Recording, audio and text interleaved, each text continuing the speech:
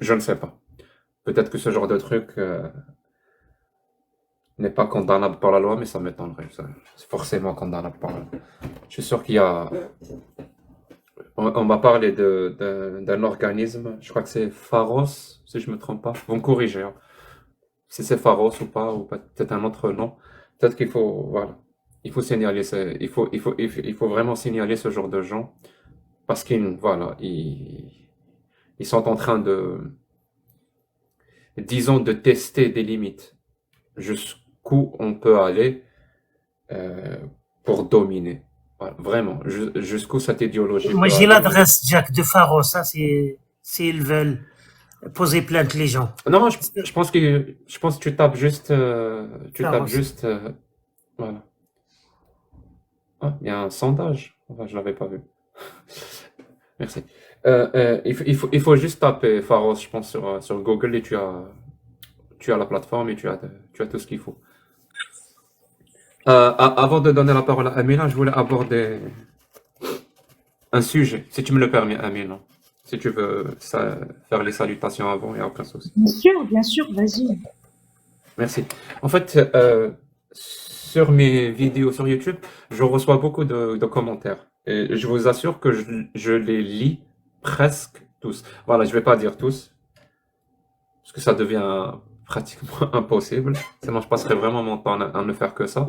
Mais je lis quand même beaucoup. Je lis en diagonale et j'essaie de, de lire tous les commentaires. Disons que je lis au moins 80%. Ouais. On va dire ça. Je lis au moins 80%. Et je t'avoue, Mihoub, que je suis agréablement surpris, même, je dirais même honoré et même heureux et même fier de la communauté voilà, de ma communauté sur YouTube. Vraiment, les commentaires sont en majorité vraiment des commentaires de gens très intelligents et je prends vraiment un plaisir certain à les lire. Et je vous le cache pas, parfois même il y a des jeux de mots, il y a des blagues que je reprends. Voilà. Peut-être que vous m'avez entendu dire quelques blagues, quelques phrases drôles. Ben, je les ai pas toutes, mais voilà. Il y a des blagues que j'ai repris réellement de mes commentaires YouTube. Et les gens sont vraiment intelligents. Je suis très très fier de ça. Je vous remercie, vraiment, je vous remercie pour ça. C'est très agréable de lire les commentaires que j'ai sous mes vidéos YouTube. Et des commentaires qui m'insultent sont vraiment très très très rares. Rares au point où ça en devient anecdotique. Réellement, ça en devient anecdotique. Et même le ratio de j'aime, Miro, avec le like et dislike, euh, sur toutes les vidéos, il dépasse les 98%. Voilà, j'ai une moyenne de 99% à peu près. Mais moi, je suis très content de ça. Ça veut dire que ce que je fais, ça plaît. Et donc, en parlant de ce genre de commentaires, j'ai remarqué un truc. Par contre, ça m'a décontenancé un peu. Ça m'a désappointé un peu. Et j'aimerais en parler. En fait, c'est sur le mot islamophobie, Nihoub. Sur le mot islamophobie. Euh, j'ai remarqué qu'il y a des gens qui disent oui, je suis islamophobe. Et eux, quand ils disent ça, ils disent ça avec la définition du mot islamophobe, celui qui déteste ou qui n'aime pas ou qui a peur de l'islam. Donc ils te disent oui, je suis islamophobe. Ça veut dire oui, dans ce sens-là, c'est normal d'être islamophobe. Mais cette phrase-là n'a de sens, oui, je suis islamophobe, n'a de sens que si tout le monde s'accorde sur la définition que l'islamophobie, c'est celui qui déteste l'islam. Donc ça n'a rien à voir avec les gens. C'est pas les musulmans que tu détestes, ou c'est pas les musulmans dont tu as peur, mais l'islam. Si tout le monde s'accorde sur cette définition, alors ta phrase, elle a tout son sens. Mais le truc, c'est qu'on est on est dans une société. Et dans une société, il faut faire très attention aux définitions et au sens des mots, et surtout le sens politique qu'on lui donne. Et malheureusement, la définition qui domine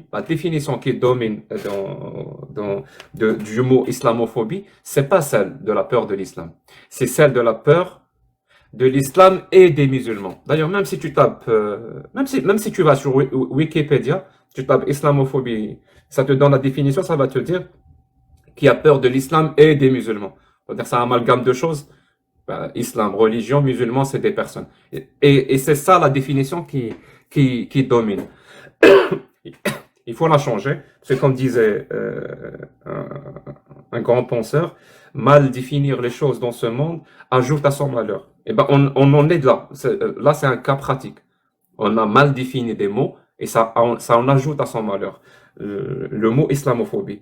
Donc, quand quelqu'un des tenants, on va dire, des tenants de cette idéologie, ou les tenants de la victimisation, ou ceux qui jouent sur ce sentiment et ce ressentiment, donc le racisme, tout ce que vous voulez, ceux qui jouent par rapport à ça, ben, votre phrase que vous avez prononcée, je suis islamophobe, parce que vous avez donné le vrai sens, d'après vous, le vrai sens du mot islamophobe, lui, il s'en fout.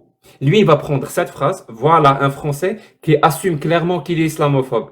Donc, il y a un climat islamophobe en France. Donc, il y a clairement une haine et un rejet des musulmans. Alors que vous, à la base, c'est pas du tout ce que vous voulez dire.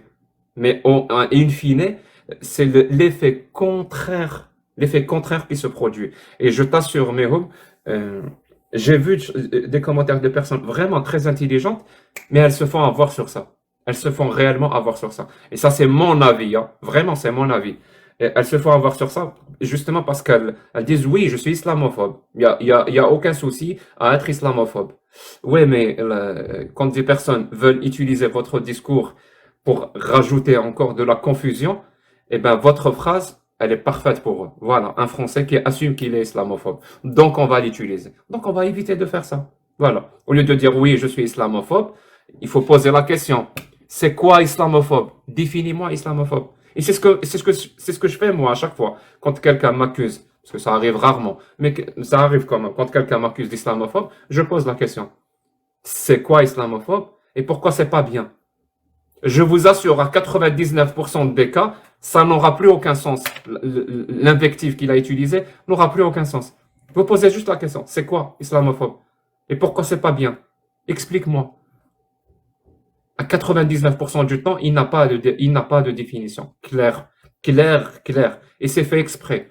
Il y a plein de mots comme ça qui n'ont pas pour but ou pour objectif ou comme moyen d'être clairs. Ils n'ont pas comme but d'être clairs. C'est pas leur but. Il y a des mots comme ça qui n'ont pour but que d'invectiver l'autre, de lui coller une étiquette pour le faire sortir du débat. Il y a plein d'exemples comme ça. Et je peux en donner plein. Par exemple, les gens qui utilisent le mot islamophobe, merci. Les gens qui utilisent le mot woke, par exemple. Les gens qui utilisent le mot facho. Les gens, voilà, c'est des mots comme ça qui n'ont pas vraiment pour but de qualifier l'autre de ce qu'il est réellement parce que son comportement ou ses paroles s'aligne avec la définition du mot qu'on a utilisé ou confirme la définition. Non, absolument pas. On utilise un mot pour exclure l'autre. C'est tout. Et je pense à chaque fois que ce genre de mots sont utilisés, il faut faire pause. Il faut poser la question. Donne-moi la définition de ce mot et dis-moi pourquoi c'est pas bien. Moi, c'est tout ce que je fais. Donne-moi la définition de ce mot et dis-moi pourquoi c'est pas bien. Au moins qu'on avance. Peut-être que tu as raison. Peut-être que tu as une très bonne définition et peut-être que tu vas réellement m'expliquer pourquoi c'est pas bien. Et dans ce cas-là, moi, je vais apprendre quelque chose. Et ici, je comprends ta définition et que je suis d'accord avec le fait que c'est pas bien, eh ben, ça va m'obliger à changer de comportement. Si je suis quelqu'un de cohérent, de rationnel et de logique. Mais au moins qu'on avance. On va pas commencer à s'invectiver comme ça de mots et à polariser les choses et à rompre le dialogue entre nous. Parce que sinon, le dialogue qui n'existe plus comme ça entre deux, trois positions complètement polarisées, ça n'amène rien de bon. En tout cas, dans la société, ça n'amène absolument rien de bon. Bonsoir Amina, comment ça va? Avant d'aller chez amis, s'il vous plaît, partagez le live parce que 500 là, c'est rien. S'il vous plaît, 450. S'il vous plaît, partagez le live. Alors, je vais mettre une règle là pour faire monter des gens. Et j'espère que Mehob et Amina vont écouter. La règle c'est, je ne fais monter personne si tu n'écris pas le chiffre 6. Voilà, soyons d'accord. Si tu n'écris pas le chiffre 6, je ne vais pas te faire monter. Parce que TikTok, il a un petit souci. Il y a des gens qui veulent saboter des lives parce qu'il y a un petit bug. Et donc, moi, je dois m'assurer que ces personnes-là ne, ne bousillent pas mon live. Voilà. Et surtout cette semaine, mais c'était violent. Hein. C'est vraiment violent. Les invités Ghost, ça, c'est tout le temps. Donc, si vous êtes, bien sûr, encore une fois, si vous êtes musulman sunnite, donc si vous faites partie de la majorité écrasante des musulmans, que ce soit dans le monde ou en Algérie ou en France, parce que la plupart, si ce n'est l'écrasante majorité, c'est des Il faut musulmans sunnites. expliquer, Jack, il faut expliquer pourquoi, parce que je pense qu'il y a des gens qui ne savent pas pourquoi on veut discuter que avec les musulmans sunnites. Juste dire un mot ou deux pourquoi. Ça serait trop long à expliquer, mais on l'a expliqué plusieurs fois d'ailleurs. Non, mais il y a des gens Disons, oui, parce qu'il y a beaucoup de nouveaux qui viennent chez nous, alors ils déservent. Il faut, juste une phrase de Jack. en fait, on aimerait discuter avec les musulmans sunnites pour plusieurs raisons. Vraiment, il y a plusieurs raisons. La première raison, ou le premier argument, disons que c'est ce que j'ai choisi de faire. Voilà. C'est mon live, c'est le live de Mihoub, c'est le live de Amina, et c'est ce qu'on a choisi de faire. Et on est libre de choisir de faire ce qu'on veut dans nos lives. Un. Deuxième raison, c'est un sujet qu'on connaît bien, qu'on maîtrise. Ça veut dire, je vais pas discuter avec un bouddhiste, je ne connais rien au bouddhisme. Je risquerais de dire beaucoup de bullshit par rapport au bouddhisme. Je vais pas discuter par rapport au judaïsme. J'y connais rien. Je risquerais de dire beaucoup de bullshit par rapport au judaïsme. Et c'est plus ou moins la même chose. Même